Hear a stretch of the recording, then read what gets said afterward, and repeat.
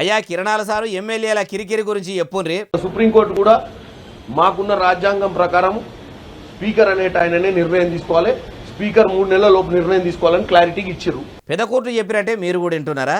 Speaker sir ఏం చెప్తే అది చేసేటట్టే ఉండరా? అది కూడా చెప్పుండ్రి సారు.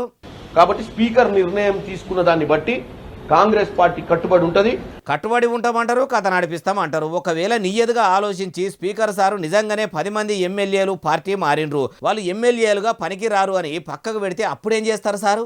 ఒకవేళ బై ఎన్నికలు వస్తే బై ఎన్నికలు నిలబడి గెలుస్తాం. ఉప ఎన్నికల్లో మీ కాంగ్రెస్ తరఫున ఎమ్మెల్యేలను నిలబెడితే గెలుస్తామని మీరు మంచిగానే నమ్మకంతోనే ఉండరు, కానీ జనమే మీ మీద నమ్మకంతో లేరు. మీరు ఎప్పుడు దొరుకుతారా అని పిట్టకు పెట్టుకొని ఎదురు చూసినట్టు ఎదురు చూస్తుర్రు. ఎందుకంటే మీరు గెలిచిన 100 దినాలనే 6 గ్యారెంటీలు అమలు చేస్తామని చేయలేకపోయినరు.